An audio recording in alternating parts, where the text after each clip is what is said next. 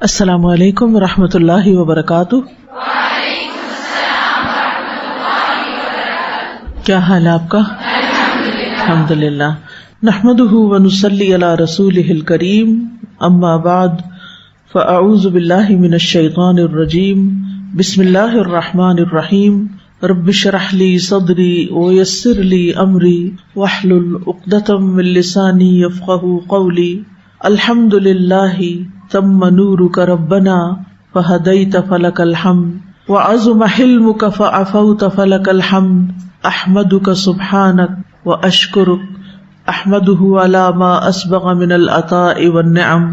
تمام قسم کی حمد اللہ کے لیے ہے، اے ہمارے رب تیرا نور کامل ہے، پس تو نے ہدایت دی، پس تیرے لیے حمد ہے۔ تیری بردباری عظیم ہے، پس تو نے معاف کیا، پس تیرے ہی لیے حمد ہے۔ میں تیری حمد بیان کرتی ہوں، تو پاک ہے، اور میں تیرا شکر ادا کرتی ہوں۔ اس سے پہلے ہم پڑھ چکے ہیں کہ شیطان نے آدم علیہ السلام سے دشمنی کا عملی مظاہرہ کرتے ہوئے انہیں جنت سے نکلوا دیا، بہت بڑی چال چلی اور انہیں راہ راست سے ہٹا دیا۔ جس درخت سے اللہ تعالیٰ نے پھل کھانے سے منع کیا تھا اسی کا پھل کھلوا دیا، جس کی وجہ سے اللہ تعالیٰ نے آدم علیہ السلام سے ناراضگی کا اظہار کیا۔ جو ہی آدم علیہ السلام کو یہ محسوس ہوا کہ ان کا رب ان سے ناراض ہے تو انہوں نے اپنے رب سے توبہ کرنے کے لیے کچھ کلمات لے لیے، سیکھ لیے۔ آیت نمبر 37 میں ارشاد باری تعالیٰ ہے، پھر آدم نے اپنے رب سے توبہ کے چند کلمات سیکھ لیے تو اللہ نے اس پر مہربانی کی، بے شک وہ بہت توبہ قبول کرنے والا، نہایت رحم فرمانے والا ہے۔ جب آدم علیہ السلام نے جنت سے نیچے اترنے کا حکم سنا تو بے چین ہو گئے، بے تاب ہو گئے، اپنی غلطی کا اعتراف کر لیا تو اللہ تعالیٰ نے ان کو توبہ کے کلمات سکھا دیے۔ اور جب دونوں نے ان کلمات کے ذریعے اپنی کوتاہی کا اعتراف کر لیا اور اللہ تعالیٰ سے بخشش طلب کی تو اللہ تعالیٰ نے دونوں کی توبہ قبول کر لی اور دونوں کو اپنی رحمت سے معاف فرما دیا۔ مگر زمین پر آنے میں اور بھی بہت سی حکمتیں اور مصلحت تھیں، اور فرشتوں اور جنات کے درمیان ایک نئی نوع انسانی کا وجود میں آنا بھی تھا، اور انہیں شرعی احکامات کا مکلف بنانا بھی مقصود تھا، اور ان مقاصد کا ذکر آدم علیہ السلام کی تخلیق سے پہلے ہی کر دیا گیا تھا کہ انی جاعل فی الارض خلیفہ۔ اس لیے خطا معاف کرنے کے بعد بھی زمین پر اترنے کا جو حکم تھا وہ منسوخ نہیں ہوا، یعنی وہ تو آنا ہی آنا تھا، کیونکہ آپ پیدا ہی زمین کے لیے ہوئے تھے، تو انہیں بطور امتحان زمین پر اتار دیا گیا، اور زمین پر آنے سے پہلے ہی ایک امتحان سے گزارا گیا اور عملی طور پر یہ بتا دیا گیا کہ شیطان تمہارا دشمن ہے، اگر تم اس کی بات مانو گے تو پھر جنت میں نہیں جا سکو گے۔ جنت اطاعت گزاروں کا گھر ہے، فرما برداروں کا، عبادت گزاروں کا، متقین کا، محسنین کا، توابین کا۔ تو فرمایا فَتَلَقَّى آدَمُ مِن رَبِّهِ كَلِمَاتٍ۔ تلقی عربی زبان میں ملاقات کرنے کے لیے استعمال ہوتا ہے۔ اسی طرح کوئی چیز لینا اور قبول کرنا، جب آپ کسی سے ملاقات کرتے ہیں، کسی کو ویلکم کرتے ہیں تو ایک طرح سے اس کو قبول کر رہے ہوتے ہیں، لے رہے ہوتے ہیں۔ یعنی آدم علیہ السلام نے اپنے رب سے کچھ کلمات اخذ کیے، پھر اس کے مطابق دعا کی تو اللہ تعالیٰ نے ان کی دعا کو قبول کر لیا۔ اور تلقی میں چونکہ ملاقات کا معنی بھی ہے تو اس لیے تلقی کے معنی میں یہ بھی آتا ہے کہ اکرام اور مسرت، یعنی خوشی کے ساتھ کسی کا استقبال کرنا۔ قرآن مجید میں آتا ہے وَتَتَلَقَّاهُمُ الْمَلَائِكَةُ، فرشتے ان کا استقبال کریں گے، یعنی خوشی سے۔ اسی طرح تلقی کا معنی یہ بھی ہے کسی چیز کو خوب بھانپتے اور سمجھتے ہوئے قبول کرنا اور سیکھنا، یعنی خوشی سے لینا، اس کو ویلکم کرنا اور اس کو سیکھنا۔ پھر یعنی جب اللہ تعالیٰ نے ان کو توبہ کے کلمات سکھائے تو آدم علیہ السلام نے ان کو شوق اور رغبت کے ساتھ قبول کر لیا، سیکھ لیا۔ ایک ہوتا ہے مجبوری کے مارے سیکھنا اور ایک ہوتا ہے شوق سے سیکھنا، ان دونوں میں بڑا فرق ہے، اور دونوں کے نتائج میں بھی بڑا فرق ہے۔ جو لوگ مارے بندے مجبوری کے تحت آتے ہیں کلاس میں، ان کا رویہ کچھ اور ہوتا ہے، وہ مجبوری سے ہی بیٹھے رہتے ہیں، وہ سارا وقت اذیت میں رہتے ہیں، وہ تھکے تھکے رہتے ہیں، وہ آدھی بات سنتے ہیں آدھی نہیں سنتے، وہ پریزنٹ ہوتے ہوئے بھی غیر حاضر ہوتے ہیں۔ لیکن جو لوگ شوق سے آتے ہیں وہ پہلے پہنچنے کی کوشش کرتے ہیں، آگے بیٹھنے کی کوشش کرتے ہیں، پھر توجہ سے سنتے ہیں، پھر اس کو خوشی سے لیتے ہیں، پھر اس پر غور و فکر کرتے ہیں، ریفلیکٹ کرتے ہیں، پھر اس کے بعد اس پر عمل کی کوشش بھی کرتے ہیں، تو اس کا نتیجہ بالکل کچھ اور ہوتا ہے. وہ ایک نئے انسان بن جاتے ہیں. قرآن ان کو ایک نیا انسان بنا دیتا ہے، اللہ کا پسندیدہ انسان بنا دیتا ہے. تو ان دونوں رویوں میں بہت فرق ہے. اللہ سبحانہ وتعالیٰ نے اس سے پہلے آدم علیہ السلام کو نام سکھائے تھے، وَعَلَّمَ آدَمَ الْأَسْمَاءَ. یہاں بخشش کے کلمات سکھائے ہیں، لیکن سکھانے کی بجائے آدم علیہ السلام کے پارٹ پر جو تلقی ہے، خوشی سے قبول کرنا، اس کا ذکر کیا گیا. یہ نہیں کہا گیا کہ اللہ تعالیٰ نے ان کو پھر بخشش حاصل کرنے کے کلمات سکھا دیے. سکھائے تو اللہ ہی نے ہیں، الہام تو اللہ تعالیٰ نے کیے، لیکن آدم علیہ السلام نے خوشی سے لیا ان کو. صرف وہی شخص توبہ کے کلمات خوشی سے لیتا ہے، کوئی نئی دعا سیکھتا ہے تو خوش ہو جاتا ہے، جس کو اپنے گناہوں کا احساس ہوتا ہے، جس کو اپنی کمی کا اعتراف ہوتا ہے، جو اپنی خطاؤں کو مان لیتا ہے کہ مجھ میں کمی ہے، مجھے اور لینے کی ضرورت ہے، سیکھنے کی ضرورت ہے. میں رسمن یہ کام نہیں کر رہا، میں اس کو سلیبس کا حصہ سمجھ کے نہیں کر رہا، بلکہ یہ میری ایک ضرورت ہے، مجھے اس سے فائدہ ہے، میرے لیے ایک نعمت ہے، اللہ کا احسان ہے کہ اس نے ہمیں سکھایا. دین پڑھتے ہوئے، قرآن پڑھتے ہوئے کچھ لوگوں کا رویہ بالکل یہی ہوتا ہے کہ جب انہیں کوئی نئی بات پتہ چلتی ہے تو اس پر شکر ادا کرتے ہیں کہ یا اللہ تیرا شکر ہے، تو نے قرآن میں اس مسئلے کا جواب بھی رکھا، اس مسئلے کا حل بھی رکھا، میری اس کنفیوژن کو بھی دور کر دیا، میرے اس سوال کی بھی تسلی ہو گئی. تو وہ مسلسل شکر کی کیفیت میں رہتے ہیں. ہر نئی چیز ملنے پر ان کے اندر تلقی ہوتی ہے، وہ خوشی سے استقبال کرتے ہیں، ویلکم کرتے ہیں. تو یہی کیفیت ہے یہاں پر کہ آدم علیہ السلام نے جو کلمات اخذ کیے جو ان کے لیے بڑے فائدے کے تھے، اور انہیں پتہ چل گیا کہ ان کے ذریعے بخشش ہو جائے گی اور اللہ تعالیٰ راضی ہو جائیں گے، تو انہوں نے پھر ان کو شوق سے لیا. اور یہاں پر آپ دیکھیے فتلقا ہے، فا. عام طور پر لوگ یہ چھوٹے چھوٹے جو حروف ہوتے ہیں نا، ان کو نظر انداز کر جاتے ہیں، اور ان کی وجہ سے معنی میں جو فرق آتا ہے اور معنی کے اندر جو گہرائی آتی ہے اس کو نظر انداز کر جاتے ہیں. تو یہ جو فا ہے یہ کس چیز کو انڈیکیٹ کر رہا ہے؟ ان کے ایکشن کو. فتلقا یعنی اس میں ان کی طرف سے جو فوری ایکشن ہے اس کو انڈیکیٹ کر رہا ہے. یعنی چھوٹا سا لیٹر ہے فا، لیکن اس کا مطلب یہ ہے تو فوراً ان کو لے لیا، پھر لے لیا. عام طور پر فا کا ترجمہ کیا کیا جاتا ہے؟ تو، پھر، لہذا. تو انہوں نے اس کو بس لے لیا. آپ دیکھیے کہ عموماً یہ ہوتا ہے کہ ہمیں کوئی چیز مل رہی ہوتی ہے، کوئی نعمت مل رہی ہوتی ہے، یا کسی مشکل کا سولوشن ہمارے سامنے آ رہا ہوتا ہے، تو ہم اس کو لینے میں جلدی نہیں کرتے، اس کے بارے میں غور نہیں کرتے. تو یہاں پر انہوں نے دیر نہیں لگائی بلکہ اس کو لے لیا. فتلقى آدم من ربه کلمات، یعنی فوراً ہی معافی مانگی اور بخشش کی دعا شروع کر دی. یہ کلمات کیا تھے؟ ربنا ظلمنا انفسنا وان لم تغفر لنا وترحمنا لنکونن من الخاسرین. اے ہمارے رب، ہم نے اپنی جانوں پر ظلم کیا، اگر تو نے ہمیں بخشا نہیں اور ہم پر رحم نہیں کیا تو یقیناً ہم ضرور خسارہ پا جائیں گے. تو جو ہی یہ کلمات ان کو الہام کیے گئے، وہی کیے گئے کہ وہ ان کلمات کے ذریعے اللہ تعالیٰ سے بخشش طلب کر لیں، تو انہوں نے فوراً ہی ان کلمات کو پڑھنا شروع کر دیا. اور اس میں سب سے پہلے آپ دیکھیے کہ اعتراف ہے. قالا ربنا ظلمنا انفسنا، دونوں بولے، یعنی آدم اور حوا دونوں کے اندر یہ اعتراف تھا کہ ہم نے آپ کے حکم کی مخالفت کر کے اپنی جانوں کو نقصان پہنچایا ہے، اپنے اوپر ظلم کیا ہے. ظلم کا معنی تو آپ جانتے ہیں کہ کسی چیز کو اس کے اصل مقام پر نہ رکھنا، خواہ کمی کر کے یا زیادتی کر کے، یا اس کی اصل جگہ سے ہٹا دینا. یعنی دو چیزیں آ رہی ہیں نا، ایک تو کسی چیز کو اس کے اصل مقام پر نہ رکھنا، دوسرا یہ کہ اس کو اس کی اصل جگہ سے ہٹا دینا. مثلا ایک شخص اپنی جگہ پر بیٹھا ہوا ہے اور وہ اس کا حق ہے کہ وہ وہاں بیٹھے، لیکن کوئی آتا ہے اور وہاں سے اٹھا دیتا ہے. اور بعض اوقات کسی کے لیے ایک مخصوص جگہ ہوتی ہے بیٹھنے کی، اور اس کو وہاں بٹھانے کی بجائے کہیں اور بٹھا دیا جاتا ہے. تو یہ دونوں چیزیں جو ہیں یہ ظلم میں آ جاتی ہیں. ایک ظلم وہ ہوتا ہے جو انسان اللہ تعالیٰ کے ساتھ کرتا ہے، یعنی اس کی شان، اس کے مقام میں، کہ اس کے ساتھ شرک کرتا ہے. کسی اور کو اس کے برابر لا کھڑا کرتا ہے جبکہ وہ اس کی جگہ نہیں ہے. تو ان الشرک لظلم عظیم. دوسری قسم کا ظلم وہ ہے جو انسان پہ کرتا ہے، جس کے بارے میں سورۃ شورى میں آتا ہے وَجَزَاءُ سَيِّئَةٍ سَيِّئَةٌ مِثْلُهَا فَمَنْ عَفَا وَأَصْلَحَ فَأَجْرُهُ عَلَى اللَّهِ إِنَّهُ لَا يُحِبُّ الظَّالِمِينَ.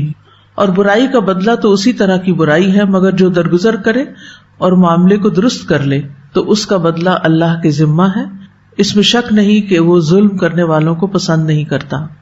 تو اس آیت میں ظالمین سے اسی قسم کے لوگ مراد ہیں جو انسانوں پہ کرتے ہیں. تیسری قسم کا ظلم وہ ہے جو انسان خود اپنی جان پہ کرتا ہے. فَمِنْهُمْ ظَالِمٌ لِنَفْسِهِ. تو یہاں پر آدم علیہ السلام نے جس ظلم کی طرف اشارہ کیا وہ کون سی قسم ہے؟ تیسری قسم ہے کہ ہم نے اپنی جانوں پر ظلم کیا، اپنے اوپر ظلم کیا. پھر اسی طرح حد سے بڑھ جانے کو بھی ظلم کہا جاتا ہے. کبیرہ اور صغیرہ گناہوں کے لیے بھی ظلم کا لفظ استعمال ہوتا ہے. رسول اللہ صلی اللہ علیہ وسلم نے فرمایا کہ ظلم کی 3 اقسام ہیں. اللہ ایک ظلم کو کسی صورت نہیں چھوڑے گا، ایک ظلم کو بخش دے گا، ایک ظلم کو معاف نہیں کرے گا. جس ظلم کو معاف نہیں کیا جائے گا وہ تو شرک ہے جسے اللہ معاف نہیں کرے گا. جس ظلم کو بخش دیا جائے گا وہ بندے اور اس کے رب کے مابین کیا ہوا ظلم ہے. اور آدم علیہ السلام کا اعتراف کہ ہم نے ظلم کیا وہ اسی کیٹیگری سے تعلق رکھتا ہے کہ انہوں نے اللہ تعالیٰ کے حکم کی مخالفت کی تھی. اور وہ ظلم جس کو چھوڑا نہیں جائے گا وہ بندوں کا آپس میں ایک دوسرے پہ کیا ہوا ظلم ہے. تو اللہ تعالیٰ ہر صورت مظلوموں کو ظالموں سے قصاص دلوائے گا قیامت کے دن. اس لیے دنیا میں ہی ایک دوسرے سے سوری کر لینی چاہیے، معافی تلافی کر لینی چاہیے کہ کل قیامت کو کوئی شخص اٹھ کے ہمارا گریبان نہ پکڑ لے، کیونکہ جب تک پھر وہ بندہ معاف نہیں کرے گا اللہ تعالیٰ بھی اس کو معاف نہیں کریں گے. تو بندوں کے حقوق بڑے اہم ہوتے ہیں. بندوں کے ساتھ زیادتی کر کے ہم اپنا دل تو ٹھنڈا کر لیتے ہیں لیکن پھر اپنا اعمال نامہ بھی سیاہ کرتے ہیں، اپنے اوپر ہی دراصل ظلم کر رہے ہوتے ہیں. تو کہ دوسرے لفظوں میں کسی پہ ظلم کرنا کیا ہے؟ دراصل اپنے آپ پر ظلم کرنا ہے. تو آدم علیہ السلام نے مغفرت بھی طلب کی اور رحمت بھی طلب کی. ٹھیک ہے. وَإِن لَّمْ تَغْفِرْ لَنَا وَتَرْحَمْنَا. اگر تو نے ہمارے سابقہ گناہ معاف نہ کیے، ہمیں بخشش نہیں عطا کی اور ہماری توبہ کو قبول نہیں کیا، رحم نہیں فرمایا، تو یقیناً ہم ضرور خسارہ پا جائیں گے. لَنَكُونَنَّ مِنَ الْخَاسِرِينَ. مغفرت کا معنی ہوتا ہے تکلیف دور کرنا، ڈھانپ دینا. اور رحمت کا مطلب ہے خیرات و برکات اتارنا. یہ ابن تیمیہ نے اس کی تفسیر کی ہے. یہاں مغفرت کو رحمت پر مقدم کیا گیا ہے کیونکہ جب تک مغفرت نہ ہو رحمت کا حصول ممکن نہیں. پہلے بخشش ہوگی پھر رحمت آئے گی. جس کو اللہ تعالیٰ بخش دے گا اسی پہ رحم فرمائے گا. تو لَنَكُونَنَّ مِنَ الْخَاسِرِينَ یعنی ہم ان لوگوں میں سے ہو جائیں گے جنہوں نے دنیا اور آخرت میں اپنی جانوں کو خسارے میں ڈال دیا. اس آیت کی تفسیر میں ابن عباس کہتے ہیں فَتَلَقَّى آدَمُ مِن رَبِّهِ كَلِمَاتٍ. وہ کہتے ہیں کہ آدم علیہ السلام نے کہا اے ہمارے رب، کیا تو نے مجھے اپنے ہاتھ سے پیدا نہیں کیا؟ یعنی جب وہ دعا مانگ رہے تھے وہ کلمات کیا تھے؟ یعنی وہ کلمات قرآن میں تو آئے نا ربنا ظلمنا انفسنا، لیکن اس کے علاوہ بھی ان کے دل کی کچھ باتیں تھی جس کی تفسیر ابن عباس نے کی ہے. انہوں نے کہا کہ اے رب، کیا تو نے مجھے اپنے ہاتھ سے پیدا نہیں کیا؟ اللہ تعالیٰ نے فرمایا کیوں نہیں. آدم علیہ السلام نے عرض کیا کیا تو نے میرے اندر اپنی روح نہیں پھونکی؟ اللہ تعالیٰ نے فرمایا کیوں نہیں. آدم علیہ السلام نے کہا اے میرے رب، کیا تو نے مجھے اپنی جنت میں نہیں بسایا؟ اللہ تعالیٰ نے فرمایا کیوں نہیں. آدم علیہ السلام نے کہا کیا تیری رحمت تیرے غضب پر سبقت نہیں لے گئی؟ اللہ تعالیٰ نے فرمایا کیوں نہیں. آدم علیہ السلام نے کہا اگر میں توبہ کر لوں اور اپنی اصلاح کر لوں تو کیا مجھے اپنی جنت میں تو واپس لوٹا دے گا؟ اللہ تعالیٰ نے فرمایا ہاں کیوں نہیں. تو ابن عباس نے کہا اس قول فَتَلَقَّى آدَمُ مِن رَبِّهِ كَلِمَاتٍ سے یہی مراد ہے، یعنی یہ باتیں انہوں نے اپنے رب سے کی اور پھر اس کے بعد وہ الفاظ ادا کیے ربنا ظلمنا انفسنا وَإِن لَّمْ تَغْفِرْ لَنَا وَتَرْحَمْنَا لَنَكُونَنَّ مِنَ الْخَاسِرِينَ. یہاں پر ایک اور نقطہ قابل غور ہے کہ آدم علیہ السلام کی توبہ قبول ہو جاتی ہے جب وہ اپنی غلطی کا اعتراف کرتے ہیں اور وہ توبہ بھی کرتے ہیں. آدم علیہ السلام سے ایک قصور ہوا اور ابلیس سے بھی ایک قصور ہوا، لیکن دونوں میں فرق ہے. ابلیس نے گناہ تکبر کی وجہ سے کیا تھا، انا خیر منہ، اور آدم علیہ السلام سے جو قصور ہوا تھا وہ شیطان کے بہکانے سے ہوا تھا. تو جس کی نافرمانی گناہ کی بنیاد پر ہوتی ہے، تکبر کی بنیاد پر ہوتی ہے، وہ رجوع نہیں کرتا، اور جس کی نافرمانی بھول چوک کی بنا پہ ہوتی ہے وہ رجوع کر لیتا ہے. اسی لیے اللہ تعالیٰ فرماتے ہیں انما التوبۃ علی اللہ للذین یعملون السوء بجہالۃ ثم یتوبون من قریب فاولئک یتوب اللہ علیہم وکان اللہ علیما حکیما. بے شک اللہ کے ذمہ ان لوگوں کی توبہ قبول کرنا ہے جو جہالت کی وجہ سے برائی کا ارتکاب کرتے ہیں، یعنی بھول چوک سے. جہالت کا ایک معنی کیا؟ بھول چوک. پھر جلد ہی توبہ کر لیتے ہیں. تو یہی وہ لوگ ہیں جن پر اللہ تعالیٰ مہربان ہوتا ہے، اور اللہ بہت علم والا اور بہت حکمت والا ہے. اس کی مثال ایسے ہی ہے کہ جیسے کچھ لوگ غلط کام کر رہے ہوتے ہیں، اور جب ان سے کہا جائے اتق اللہ، اللہ سے ڈرو، چھوڑ دو یہ کام، تو وہ اعتراف کرتے ہیں ہمیں پتا ہے یہ غلط ہے، ہم مانتے ہیں یہ غلط ہے، ہم مصیبت میں پڑے ہوئے ہیں، ہم اس کو جلد چھوڑ دیں گے. اس کو اپنی غلطی کا احساس ہے کہ وہ غلط کر رہا ہے. لیکن دوسرا انسان جس کو آپ کہیں کہ اتق اللہ، تو وہ کیا کریں گے جواب میں؟ جاؤ تم اپنی خبر لو. اور جو غلط کام وہ کر رہا ہے اس کے وہ فائدے بتانا شروع کر دے گا، لاجک پیش کرے گا، وجوہات بتائے گا. ایسے لوگ غلطی کو غلطی بھی نہیں سمجھتے، رجوع نہیں کرتے، توبہ نہیں کرتے. یہ سب تکبر کی علامت ہے، تو ان کی توبہ قبول بھی نہیں ہوتی. آدم علیہ السلام سے بھول چوک ہوئی تھی، ان کا ارادہ نہیں تھا، لیکن شیطان نے ایسی چال چلی، قسمیں کھائیں، ان کو ایسا بہکایا کہ وہ بھول گئے اور وہ غلطی کر بیٹھے. اب جو ہی انہوں نے کی انہیں احساس ہو گیا، لہٰذا اللہ تعالیٰ کی طرف انہوں نے رجوع کیا. اللہ تعالیٰ نے ان کو توبہ کرنے کا طریقہ بتا دیا اور ان کی توبہ قبول ہو گئی. اس کے برعکس ابلیس نے بحث شروع کر دی اور معاملہ بڑھ گیا. بعض روایات میں آتا ہے کہ ابلیس نے موسیٰ علیہ السلام سے کہا تھا کہ کیا میری توبہ ہو سکتی ہے، میری توبہ کرنا چاہی تھی اس نے. موسیٰ علیہ السلام نے اللہ تعالیٰ سے عرض کی کہ ابلیس توبہ کرنا چاہتا ہے. تو اللہ تعالیٰ نے فرمایا کہ ابلیس کو کہو کہ وہ آدم علیہ السلام کی قبر کو سجدہ کر دے. آدم کو نہیں سجدہ ہوتی، نہیں، حکم تو برقرار ہے، لیکن اس نے کہا یہ نہیں میں کر سکتا. تو جو متکبرین ہوتے ہیں وہ اپنی غلطی نہیں چھوڑتے اور وہ جھکتے نہیں، مانتے نہیں. اب دیکھیں دو لوگوں کے بیچ میں بھی کوئی اونچ نیچ ہو جاتی ہے، کبھی ہم انسان ہیں. جو ہی احساس ہو کہ میری غلطی ہے تو کیا کرنا چاہیے؟ سوری. جب آپ سوری کر لیں گے تو پھر کیا ہوگا؟ معاملہ نہیں بڑھے گا. لیکن اگر آپ بحث کریں گے، آرگیومنٹ کریں گے، تو پھر کیا ہوگا؟ معاملہ بڑھ جائے گا. دونوں رویوں میں تکلیف ہے، دونوں تکلیف دہ چیزیں ہیں. پہلے میں سوری کہنے کی تکلیف ہے، یعنی آپ نے کوئی ایسی چیز کی جس سے دوسرا ہرٹ ہوا. جب اس نے اپنی شکایت کی کہ میں ہرٹ ہوئی ہوں یا ہوا ہوں اس بات سے، تو جس نے ہرٹ کیا جانے یا انجانے وہ کہے سوری، میرا یہ مقصد نہیں تھا، اگر آپ پھر بھی ہرٹ ہوئے تو سوری. معاملہ کیا ہوگا؟ ایک سوری لفظ بولنے سے کیا ہوگا؟ ختم ہو. لیکن یہ سوری کہنا آسان نہیں ہے. اس کے کہنے کے پیچھے ایک تکلیف ہوتی ہے. نفس کو، اپنا نفس ہرٹ ہونے لگتا ہے کہ دیکھیں یہ بندہ مجھے جھکا رہا ہے. لیکن انسان جھک جاتا ہے، I was wrong, it's okay, I am sorry. لیکن جو سوری نہیں کرتا، اڑ جاتا ہے، اکڑ جاتا ہے، بحث شروع کر دیتا ہے، لڑائی کرتا ہے، پھر لڑائی میں تو جیت جاتا ہے مثلاً، یا ہار جاتا ہے. جو بھی ہارے یا جیتے، دونوں صورتوں میں جب لڑائی ختم ہو جاتی ہے، ٹھنڈی ہو جاتی ہے، اس کے بعد کیا ہوتا ہے؟ دل پہ بوجھ ہوتا ہے نا. پھر تکلیف تو اب بھی ہے نا، تکلیف تب بھی ہے، تکلیف اب بھی ہے. ان دو رویوں میں سے آپ کیا چوز کریں گے؟ پہلا کر لے انسان، جھگڑا ختم، بس اپنے آپ کو منانے والی بات ہوتی. اور ویسے بھی پہلے بھی میں نے آپ سے یہ بات کی تھی کہ جب انسان سے کوئی غلطی ہوتی ہے تو ایسا نہیں ہوتا کہ اچانک ہی ہو جاتی ہے.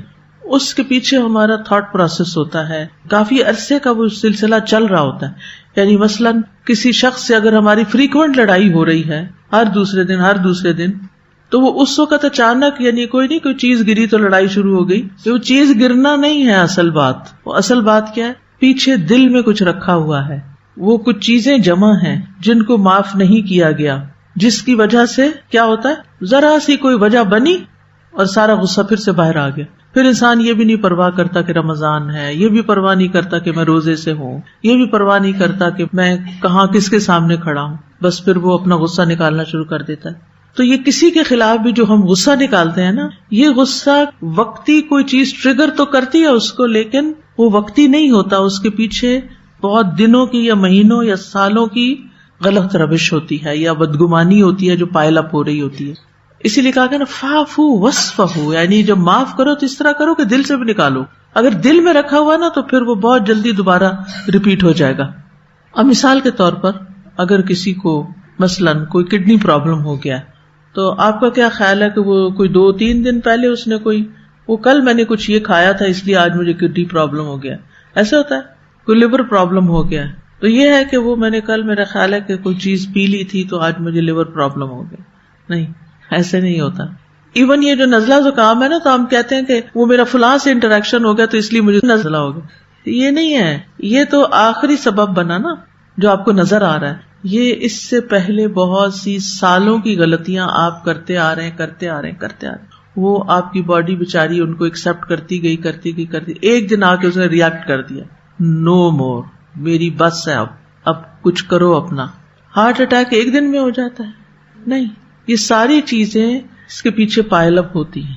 گناہوں سے بھی اگر توبہ نہ کی جائے، حقوق اللہ ہوں یا حقوق العباد ہوں، آپس کے معاملات کو پوری طرح صاف نہ کیا جائے، ایک دوسرے سے دل صاف نہ کیے جائیں، حقیقی معنوں میں سچی معافی تلافی نہ کی جائے، صرف اوپر سے بس کہہ دیا جائے، تو حالات درست نہیں ہوتے. ابلیس کے اندر بھی وہ تکبر کافی عرصے سے پائل اپ ہو رہا تھا کچھ وجوہات کی بنا پر. آدم علیہ السلام کو اگرچہ کئی فضیلتیں دی گئی تھی مگر ان کے اندر تکبر نہیں تھا، ان کے اندر بھول تھی، اور فطرت پہ ہونے کی وجہ سے وہ ابلیس کی جھوٹی باتوں میں آ گئے تھے، اس کی فریب کاری میں آ گئے تھے.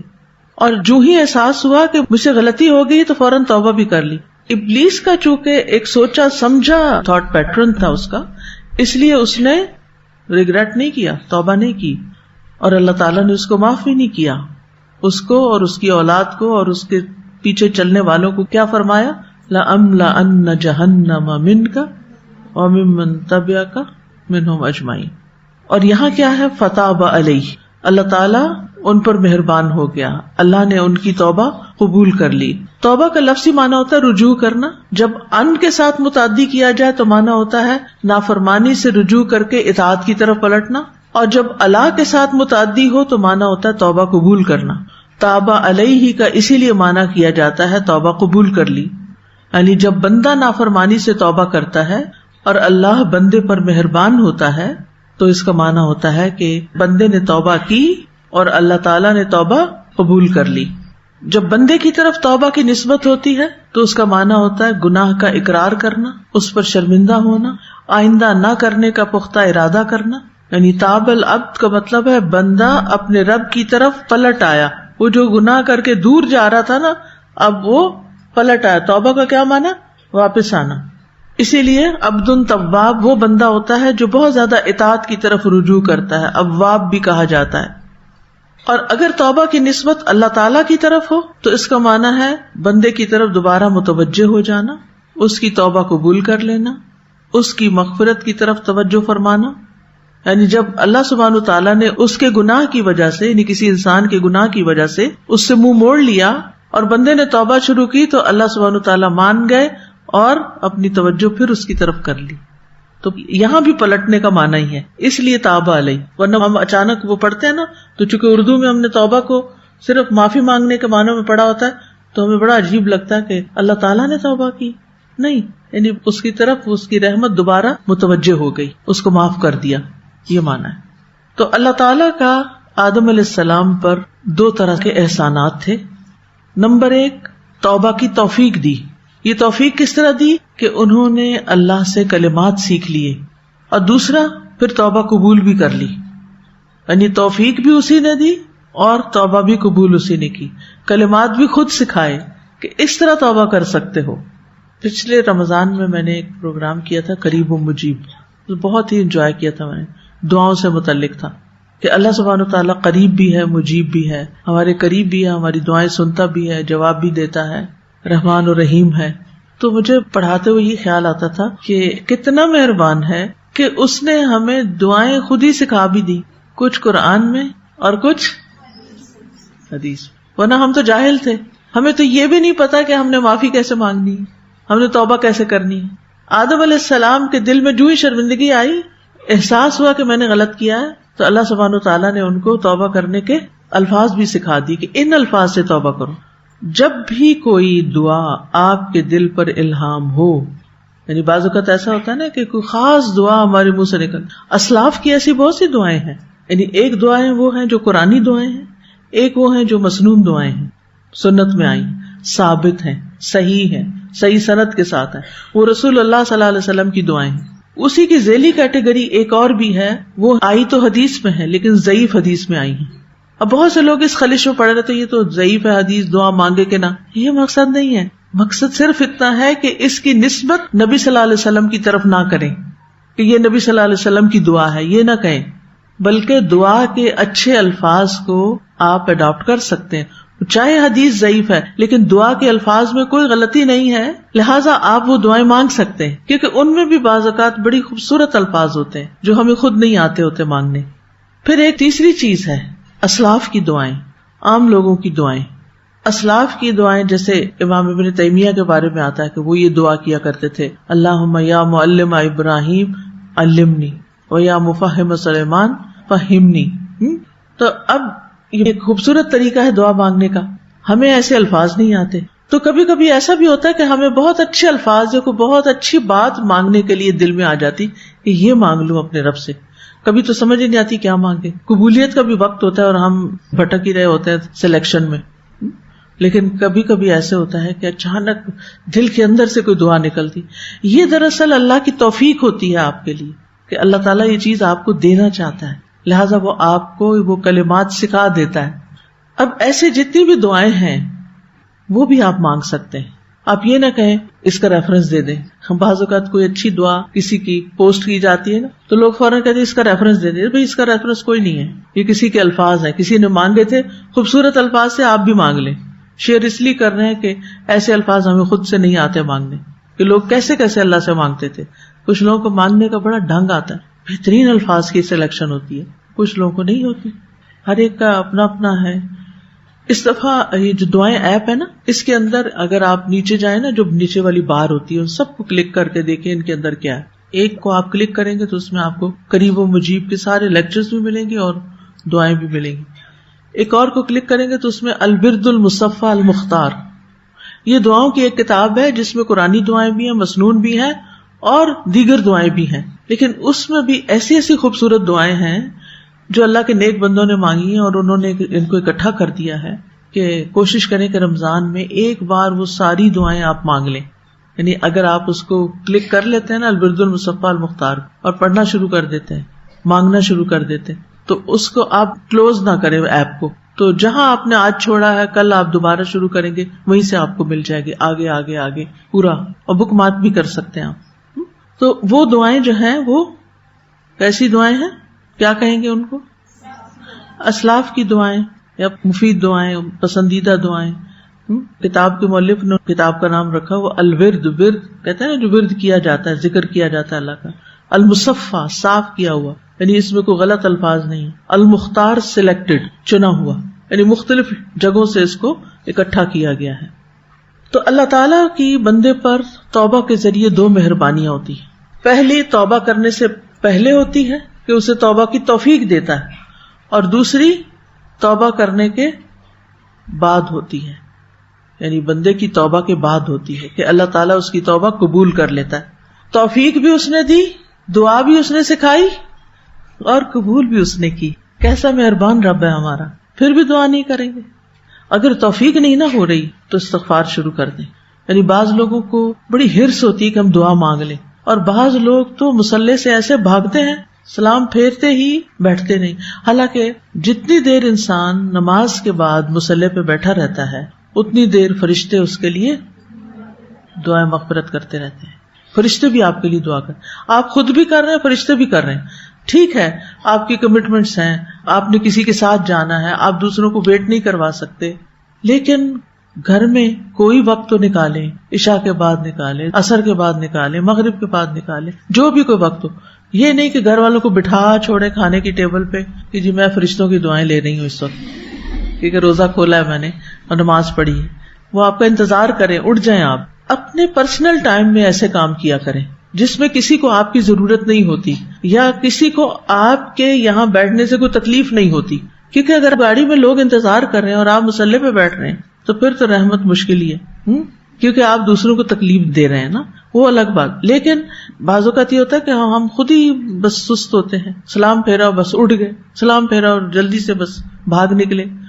تو جب آپ کے پاس وقت ہو, یہ ہر ایک اپنا فیصلہ خود کرے, تو ضرور تھوڑی دیر بیٹھ کر سکون سے دعا کرے. قرآن پاک پڑھنے کے بعد قبولیت کی گھڑیوں میں, بارش ہو رہی ہو وہ بھی قبولیت کے اوقات میں سے ہے. کل تو بہت ساری قبولیتیں جمع ہو گئی تھی, جمعہ بھی تھا, جمعہ کی آخری گھڑی, پھر روزہ بھی تھا, اور پھر بارش بھی ہو رہی تھی, اور پھر علم کی مجلس, اور بہت ساری چیزیں. الحمدللہ جس کو اللہ نے توفیق دی, جس نے جو مانگا. تو اب اس دعا کا فائدہ کیا ہوا؟ اللہ تعالیٰ نے توبہ قبول کی اور اللہ تعالیٰ نے ان کو چن لیا. وَعَصَىٰ آدَمَ رَبَّهُ فَغَوَىٰ ثُمَّ اجْتَبَاهُ رَبُّهُ فَتَابَ عَلَيْهِ وَهَدَىٰ. اور آدم نے اپنے رب کی نافرمانی کی تو وہ بھٹک گیا, پھر اس کے رب نے اسے چن لیا, پس اس پر مہربان ہوا اور اس کی رہنمائی کی. اس پر مہربان ہوا اور اس کی رہنمائی کی. آدم علیہ السلام اللہ تعالیٰ کے چنے ہوئے بندوں میں سے تھے. ٹھیک ہے, اس کی دلیل ایک اور جگہ سے ملتی ہے. سورۃ آل عمران میں آتا ہے ان اللہ اصطفیٰ آدم, ان اللہ اصطفیٰ آدم. اللہ تعالیٰ نے آدم علیہ السلام کو چن لیا, کئی وجوہات کی بنا پر چن لیا. یہاں پر معاف کرنے کے بعد پھر سے چن لیا. ایک اور چیز یہ کہ یہاں اللہ سبحانہ وتعالیٰ نے صرف آدم علیہ السلام کو مخاطب کیا, فَتَلَقَّىٰ آدَمُ مِن رَبِّهِ كَلِمَاتٍ فَتَابَ عَلَيْهِ, اور یہ نہیں فرمایا کہ فتاب علیہما, جبکہ جنت کا پھل آدم اور حوا دونوں نے کھایا تھا. تو صرف آدم علیہ السلام پر کیوں فوکس کیا گیا یہاں؟ اگر قصے کے آغاز پہ غور کریں تو قصہ آدم علیہ السلام کے ذکر سے شروع ہوا تھا, اور اس قصے کی نمایاں شخصیت کون ہے؟ آدم علیہ السلام.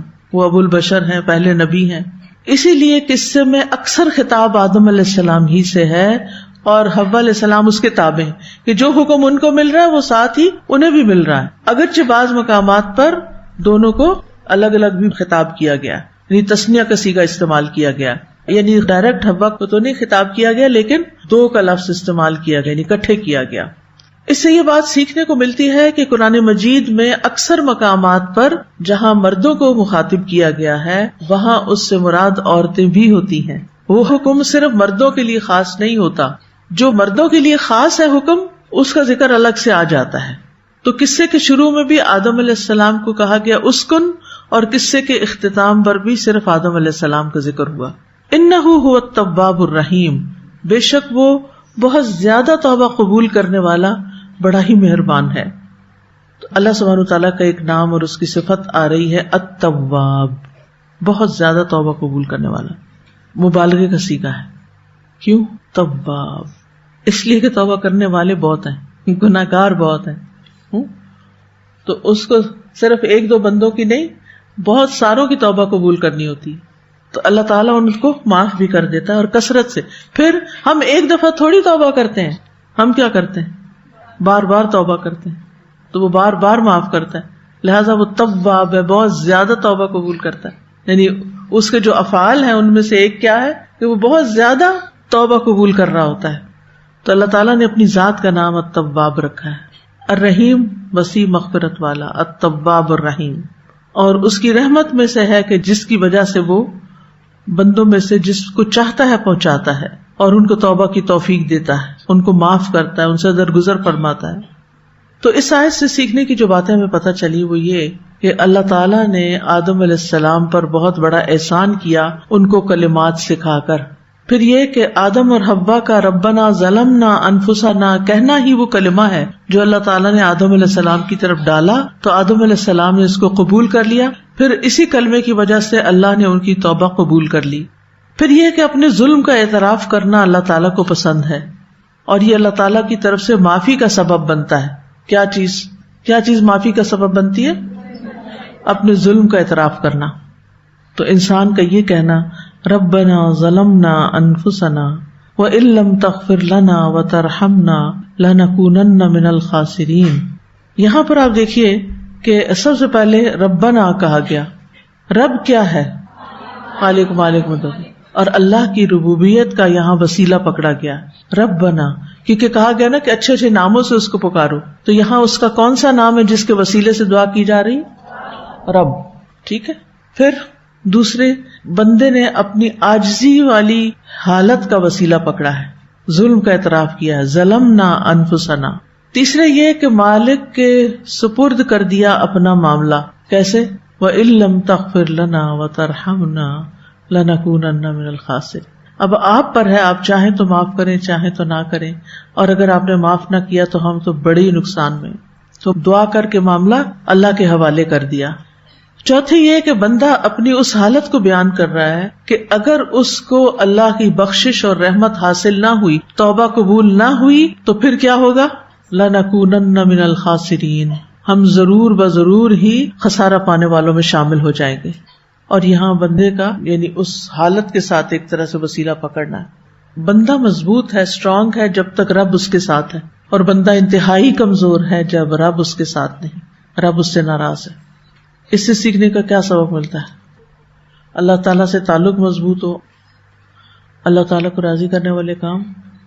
استاذہ، اگلے دن ایک بچی نے کسی یونیورسٹی کی اسٹوڈنٹ کا واقعہ سنایا کہ اس نے ایسی ایکسپیرینس کرنے کے لیے کہ اللہ کے بغیر کیسے زندگی گزرتی ہے، تو کہنے لگی کہ ایک سیمسٹر میں ایز این ایتھیسٹ گزارنا چاہتی ہوں، اور اس میں وہ سیمسٹر پورا نہیں ہوا اور اس دوران اس کی ڈیتھ ہو گئی، ہارٹ اٹیک سے۔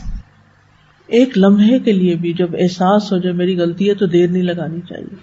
اور آپ نے دیکھا ہوگا جب ہم غلطی کرتے ہیں نا، ہمارا ضمیر ہمیں بتاتا ہے۔ وہ نے بتایا تھا نا کہ جو شیطان ہوتا ہے نا وہ دل کے اندر بات ڈالتا ہے، اور جو ہمارا فرشتہ ہوتا ہے جو ساتھ لگا ہوا ہے وہ ضمیر کے اندر ڈالتا ہے۔ ہمارا ضمیر جو ہے نا وہ بوجھل ہونے لگتا ہے، اور ہمیں فوراً احساس ہونے لگتا ہے، ندامت سی آنے لگتی ہے کہ ٹھیک نہیں ہوا، یہ ٹھیک نہیں کیا۔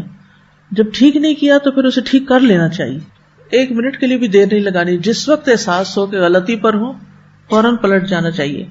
تو دعا میں اپنی کوتاہی کا اعتراف، اپنی غلطی کا اعتراف، یہ دعا کی قبولیت کے اہم ترین اسباب میں سے ہے۔ بعض سلف صالحین سے پوچھا گیا کہ گناہگار کو کیا دعا مانگنی چاہیے، تو انہوں نے کہا وہی دعا مانگے جو اس کے والدین نے مانگی۔ کون سی؟ ربنا ظلمنا انفسنا وان لم تغفر لنا وترحمنا لنکونن من الخاسرین۔ اور پھر آپ دیکھیں کہ ہسبینڈ وائف دونوں ہی مل کے دعا کر رہے ہیں، آدم اور حوا مل کے دعا کر رہے ہیں، اجتماعی دعا ہے۔ ٹھیک ہے۔ موسیٰ علیہ السلام نے کہا تھا ربی انی ظلمت نفسی فاغفر لی فغفر لہ۔ کس بات کے بعد یہ ہوا تھا؟ جب ان سے قتل خطا ہو، تو ان کا ارادہ نہیں تھا، یاد رکھیے ان کا ارادہ قطعاً نہیں تھا کہ کسی جان کو لیں، لیکن بس ہو گیا، تب چاہے خطا ہو پھر بھی قتل تو قتل ہے۔ تو انہوں نے فوراً ہی کہا ربی انی ظلمت نفسی فاغفر لی فغفر، اللہ نے معاف کر دیا۔ یونس علیہ السلام نے کیا کہا تھا؟ لا الہ الا انت سبحانک انی کنت من الظالمین۔ ابراہیم علیہ السلام اپنی طرف خطا اور کوتاہی کی نسبت کرتے ہوئے فرماتے ہیں والذی اطمع ان یغفر لی خطیئتی یوم الدین، وہ رب جس سے میں توقع رکھتا ہوں کہ قیامت کے دن میری خطائیں معاف کر دے گا۔ پھر سید الاستغفار ہے، اس میں کیا آتا ہے؟ ابوء لک بنعمتک علی و ابوء بذنبی۔ نبی صلی اللہ علیہ وسلم نے حضرت ابو بکر کو ایک دعا سکھائی تھی، اللہم انی ظلمت نفسی ظلما کثیرا ولا یغفر الذنوب الا انت فاغفر لی مغفرۃ من عندک وارحمنی انک انت الغفور الرحیم۔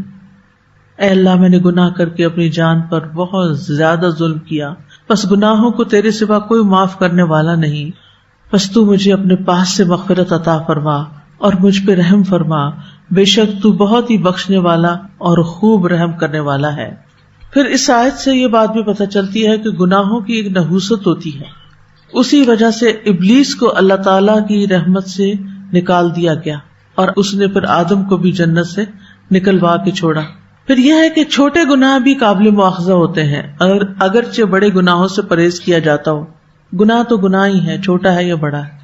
پھر یہ کہ اللہ تعالیٰ سچے لوگوں کی توبہ قبول کرتا ہے۔ کس کی توبہ قبول کرتا ہے؟ سچے لوگوں کی۔ جو بھی توبہ کرنے میں جلدی کرتا ہے اللہ تعالیٰ اس کو معاف کر دیتا ہے، اس سے درگزر فرماتا ہے، اسے بخش دیتا ہے، اگر یہ گناہ کتنا ہی بڑا کیوں نہ ہو۔ اس آیت سے ابلیس اور آدم علیہ السلام کے خصائل کا بھی فرق پتہ چلتا ہے۔ ابلیس نے اللہ تعالیٰ کی نافرمانی جان بوجھ کے کی تھی، جبکہ آدم علیہ السلام سے بھول ہوئی تھی۔ ابلیس سے غلطی ہوئی تو اس نے اعتراف نہیں کیا، تکبر کیا اور اپنی نافرمانی اور گمراہی کا الزام اللہ تعالیٰ کے ذمہ لگایا۔ آدم علیہ السلام سے غلطی ہوئی تو انہوں نے اعتراف کر لیا، واقعی ہمارا قصور تھا، اور اللہ کے حضور توبہ بھی کی۔ ابلیس نے اپنے نافرمانی اور گمراہی کا الزام اللہ تعالیٰ کو دیا، جبکہ آدم علیہ السلام نے یہ اعتراف کیا کہ واقعی ہمارا قصور تھا۔ ابلیس انہی جرائم کی وجہ سے ہمیشہ کے لیے ملعون ٹھہرا، ٹھکرا دیا گیا۔ آدم علیہ السلام کے اعتراف اور توبہ کی وجہ سے وہ بارگاہ الہی میں مقرب ہوئے اور انہیں نبوت بھی عطا ہوئی، چن لیے گئے۔ پھر آپ دیکھیے کہ بعض اوقات انسان سے غلطیاں ہوتی ہیں، اور جیسے میں نے آپ کو وہ سوچنے کے لیے دیا ہے نا پیٹرن، کہ آپ اس طریقے پہ سوچیں، جب بھی کوئی غلطی ہو نا، جب بھی کوئی سچویشن پیش آئے تو آپ اس کو لکھیں کہ یہ غلطی مجھ سے کیوں ہوئی، اس کے پیچھے کیا وجوہات تھی، اس میں بیرونی وجوہات کیا تھی، اندرونی کیا تھی، دونوں لکھنی آپ نے، ٹھیک ہے۔ بیرونی یعنی کسی دوسرے شخص کی طرف سے کیا رکاوٹیں پیش آئیں یا اس کی طرف سے کیا وجہ بنی، اور اندرونی کیا ہوتی ہیں کہ ہمارے اندر کی سوچیں کیا تھی، ہم نے دوسرے شخص کی بات کو کس طرح قبول کیا، میری غلطی کہاں تھی کہ میں نے کس جگہ کس بات کو کس طرح رسپونڈ کیا۔ تو جب آپ انالیسس کریں گے تو انشاءاللہ آئندہ کے لیے آپ کو بہت فائدہ ہوگا، اور وہ فائدہ کیا ہوگا، آئندہ کے لیے اصلاح ہو جائے گی۔ آئندہ کے لیے آپ اس طرح کی سچویشن میں پڑھ کر غلطی دوبارہ کرنے سے بچ جائیں گے انشاءاللہ، یہ فائدہ ہوگا، کیونکہ آپ پہلے سے ہی سوچے سمجھے ہوئے ہیں۔ آپ کو پتہ ہے کہ زندگی میں نا کچھ لوگ زیادہ غصہ دلاتے ہیں، جیسے آپ کے 4 بچے ہیں نا، تو 4 میں سے ایک آپ کو زیادہ غصہ دلاتا ہوتا ہے، ایسے مزاج فرق ہوتے ہیں نا۔ اب آپ کیا ہے کہ باقی کے ساتھ تو صبر کر ہی جاتے ہیں، اس کے ساتھ آپ سے صبر نہیں ہوتا مثلا۔ اب اسی طرح گھر میں 2 بہن بھائی ہیں، ایک کے ساتھ آپ کی بنتی ہے، دوسرے سے نہیں بنتی، ہر دفعہ اسی سے لڑائی ہوتی کیونکہ وہ سیم غلطی ریپیٹ کرتا ہے۔ اچھا، اسی طرح ماں باپ میں سے بھی ایک کے ساتھ ہماری زیادہ بن جاتی ہے، دوسرے سے نہیں بنتی۔ ابو ہر وقت کوئی بات کہتے ہیں تو آپ کو غصہ آ جاتا ہے، یا امی کوئی بات کہتی ہے تو کسی کا کوئی فیوریٹ ہوتا ہے، کسی کا کوئی ہوتا ہے۔ خیر، اب آپ دیکھیے کہ جب آپ سے ایسی کوئی چیز ہوتی ہے تو آپ ایک دفعہ اچھی طرح اپنے آپ کو انالائز اگر کر لینا، کیوں ہوا، کیا ہوا، میں نے کیا کیا، دوسرے نے کیا کہا، اور سچی باتیں لکھیں کیونکہ اپنے آپ کو نہیں دھوکہ دیتے۔ اچھا، یہ ساری چیزیں ہوں گی نا، اینڈ میں نتیجہ بھی نکالیں گے کہ نیکسٹ ٹائم اگر اس شخص نے ایسا کچھ کیا تو میں یہ جواب دینے کی بجائے جس کی وجہ سے معاملہ زیادہ بگڑا تھا، میرا ریئیکشن یہ ہوگا، اپنے لیے خود سجیسٹ کریں گی پھر آپ۔ اور جو ہی نیکسٹ ٹائم جب وہی بات پھر ریپیٹ ہونے لگے یا وہی چیز دوسرے کی طرف سے دوبارہ ہونے لگے تو پھر آپ اپنے آپ کو الرٹ پہ رکھیں کہ آج میں نے کس طرح جواب دینا ہے، آج میں نے وہ غلطی نہیں کرنی جو پہلے کی تھی، کیونکہ وہ اللہ تعالیٰ کو ناپسند ہے۔ تو اس طریقے سے اپنے اندر آپ خود سیلف انالیسس کرتے کرتے اپنی بہت سی بری عادتوں کو چھوڑ سکتے ہیں۔ آدم علیہ السلام کو ان کی کسی فضیلت نے فائدہ دیا تھا کہ اللہ تعالیٰ نے اپنے ہاتھ سے بنایا، جنت میں بسایا، بہت سے انعامات ان پر کیے، ان کو عزت اکرام دیا؟ کیا اس فضیلت اور شرف نے کوئی فائدہ دیا؟ یعنی نافرمانی کے موقع پر آدم علیہ السلام کو علامہ آدمہ کے شرف نے اور لما خلقت بیدیہ کی نسبت نے اور نفخت فیہ من روحی کے فخر نے کچھ فائدہ نہیں دیا۔ آدم علیہ السلام نے اگر فائدہ اٹھایا تو کن الفاظ سے اٹھایا؟ 2 الفاظ سے، ربنا ظلمنا انفسنا، 3 چیز ہو گئی، اے ہمارے رب ہم نے اپنی جان پر ظلم کیا، یعنی مراد اس سے کیا ہے کہ غلطی ہماری تھی۔ ابلیس کو کس چیز نے تباہ کیا؟ اس کی خود پسندی نے، اور غرور کا سر نیچا۔ آدم علیہ السلام کو 5 چیزوں نے سعادت دی تھی۔ نمبر 1، انہوں نے گناہ کا اقرار کر لیا۔ نمبر 2، وہ اس پر نادم ہوئے۔ نمبر 3، اپنے نفس کو ملامت کی۔ نمبر 4، توبہ کی طرف جلدی کی۔ نمبر 5، اللہ کی رحمت سے مایوس نہیں ہوئے۔ ابلیس بھی 5 چیزوں کے ساتھ بدبخت ٹھہرا۔ اس نے گناہ کا اقرار ہی نہیں کیا، اس میں ندامت کا اظہار نہیں کیا، اس نے اپنے نفس کو ملامت نہیں کی، اس کو اپنے رب کی طرف منسوب کیا، تو وہ اللہ کی رحمت سے مایوس ہو گیا۔ ہمیں کس کے نقش قدم پر چلنا چاہیے؟ یعنی ہمیں آدم علیہ السلام کے طریقے پر چلنا چاہیے، اور کسی بھی چیز کو پا کر تکبر نہیں کرنا چاہیے۔ گناہ ہونے کے بعد فوراً ہی توبہ کر لینی چاہیے. توبہ کی شرائط کیا ہیں؟ یہ توبہ علم، حالت اور عمل سے بنتی ہے. علم سے مراد ہے گناہ کو جاننا. اب بعض اوقات ایک دو دفعہ بس کوئی چیز دیکھتے ہیں، نہیں ملتی تو بس چھوڑ دیتے ہیں. حالت سے مراد نفس کا اس خرابی اور نقصان سے تکلیف محسوس کرنا یعنی ندامت، اور عمل سے مراد گناہوں کا چھوڑ دینا اور اس غلطی کا تدارک کرنا جس کا تدارک ممکن ہو. اور توبہ کا مقصد بھی یہی ہوتا ہے. اور جہاں تک ندامت کا تعلق ہے تو حدیث میں آتا ہے الندم والتوبہ، جس نے ندامت کے ساتھ توبہ کی اس کی توبہ قبول ہو جائے گی. ایک اور حدیث میں آتا ہے الندم توبہ، ندامت توبہ ہے، شرمندگی توبہ ہے. تو آدم علیہ السلام کی دعا میں اپنی غلطی کا اعتراف ہے، اپنے عجز و نیاز کا اظہار ہے، مشکل گھڑی میں اللہ کی طرف رجوع کرنے کی بات ہے. تو آدم علیہ السلام کی اولاد میں سے بھی جس شخص کو یہ راز سمجھ آ گیا اس کی دنیا بھی سنور جائے گی اور آخرت بھی. اس آیت سے یہ بات بھی پتہ چلتی ہے کہ ہمیں رب کی تعظیم کرنی چاہیے، رب کے ساتھ ادب کا معاملہ کرنا چاہیے، اپنی غلطی کا اعتراف کرنا چاہیے. اور جب اللہ تعالیٰ دل میں کوئی دعا الہام کرے تو مانگ لینا چاہیے. پھر یہ کہ اللہ تعالیٰ بہت غفور الرحیم ہے، گناہوں کو بخش دیتا ہے، لا تعداد گناہوں کو بخشنے والا ہے، توبہ کرنے والے سے خوش ہوتا ہے. اور بہترین خطا کار کون ہوتے ہیں؟ جو توبہ کرتے ہیں، اور جو اللہ سے معافی کی امید رکھتا ہے اس کو معافی مل جاتی ہے. 1000 بار بھی گناہ ہو جائے تو توبہ اور شرمندگی سے معافی مل جاتی ہے، کیونکہ استغفار کرنے کے فائدے ہی فائدے ہیں. استغفار کرنے سے اللہ کی رحمت ملتی ہے، اللہ کی محبت ملتی ہے، فلاح و کامیابی ملتی ہے، اچھا سامان زندگی ملتا ہے، رزق اور اولاد میں اضافے کا باعث ہے، بہت زیادہ خیر و برکت ملتی ہے، بارشیں اترتی ہیں، اور استغفار سے گناہوں کی بخشش ہو جاتی ہے، بڑے سے بڑا گناہ معاف ہو جاتا ہے. التائب من الذنب کمن لا ذنب له. اور فوری طور پر گناہ لکھا ہی نہیں جاتا جو لوگ کثرت سے استغفار کرتے ہیں، حتیٰ کہ ایک فرشتہ 6 گھڑیاں انتظار کر کے پھر اس کے بعد وہ لکھتا ہے. استغفار بیماریوں کا علاج بھی ہے. قتادہ کہتے ہیں قرآن تمہیں تمہاری بیماری اور علاج بتاتا ہے، گناہ تمہاری بیماری اور استغفار ان کا علاج ہے. پھر سینے کی تنگی اس سے دور ہو جاتی ہے، دل کو تندرستی اور سلامتی ملتی ہے، اللہ کا عذاب نہیں آتا، نامہ اعمال سے خوشی ملتی ہے. حدیث میں آتا ہے جو یہ بات پسند کرے کہ اس کا نامہ اعمال اسے خوش کر دے تو کثرت سے استغفار کیا کرے، اور یہ جنت میں داخلے کا ذریعہ بھی ہے. تو کرنے کے کام یہ ہیں کہ نیکیوں کا موسم بہار ہے، رمضان ہے، سحری کے وقت خوب استغفار کریں. اس سے آپ کا دل بھی پاک ہوگا اور آپ شفا یاب ہوں گے، عافیتیں ملیں گی. بے قرار ہو تو سکون ملے گا، آزمائش ہو تو عافیت ملے گی. اور رسول اللہ صلی اللہ علیہ وسلم کے بعد ہمارے لیے اس میں امن و امان ہے. دن میں کم از کم 100 بار ضرور استغفار کریں، مجلس سے اٹھیں تو استغفار کریں اور سچی توبہ کریں، اور اپنے گناہوں سے ہم ڈرتے رہیں. وآخر دعوانا ان الحمد للہ رب العالمین.